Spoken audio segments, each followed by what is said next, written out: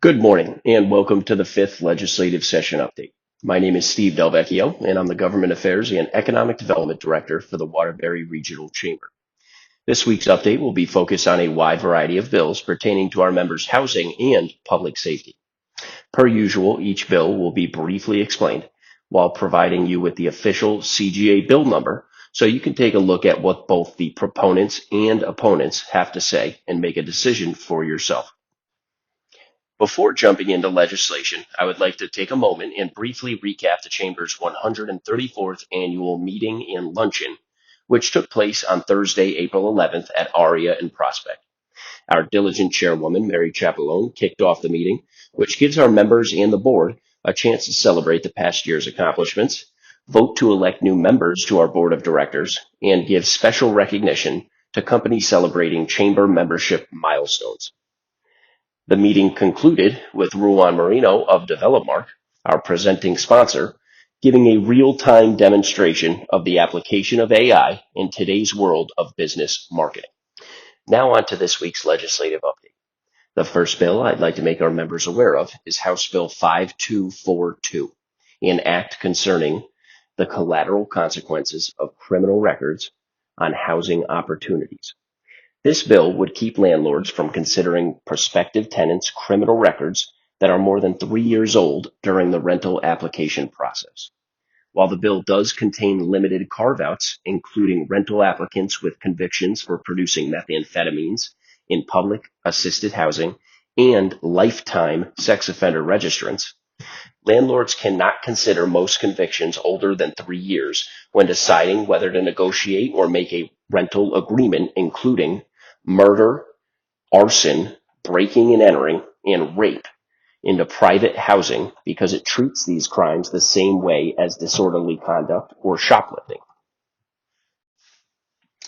Next on the docket, House Bill 5324, an act establishing secondary traffic violations, aims to prohibit a law enforcement officer from stopping a motor vehicle for a secondary traffic violation. This includes inoperable or broken taillights and or headlamps, license plate infractions, expired registrations, and tinted windows. Florencio Cotto Jr., president of the Police Officers Association of Connecticut, expressed strong opposition to the bill while still understanding the bill's proponents' concerns. It is crucial to strike a balance between addressing concerns over equity and fairness in law enforcement practices, while ensuring that officers have the necessary tools and discretion to protect public safety effectively. Ben Deigel, Assistant Public Defender for the state of Connecticut, a main advocate for the bill, said, House Bill 5324 is a step towards ensuring people in Connecticut are not punished because of their poverty. A representative from ACLU, American Civil Liberties Union of Connecticut, added, Black and brown motorists are disproportionately pulled over by police, often for minor infractions that pose no threat to public safety. This bill, again, is House Bill 5324. Lastly, Senate Bill 143, an act concerning evictions for cause, restricts a housing provider's ability to send a non-renewal, nullifies the end dates of a private contract and original lease. It also changes a landlord's ability to evict for a lease violation, conveys squatter tenancy rights, and requires notice of conversion to condominiums with right of first refusal to the existing tenant. Many landlords and housing association presidents have publicly opposed the bill, stating if passed, it would allow tenants to legally violate a written agreement entered by the tenant and landlord.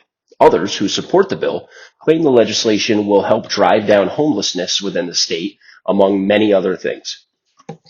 If any of these bills affects you or an employer you know directly, I urge you, as the Government Affairs Director for the Chamber, to type the bill number into Google, click on the first cga.ct.gov link, and take action by calling one of the bill's co-sponsors directly or submitting public testimony so the state's elected officials hear your voice.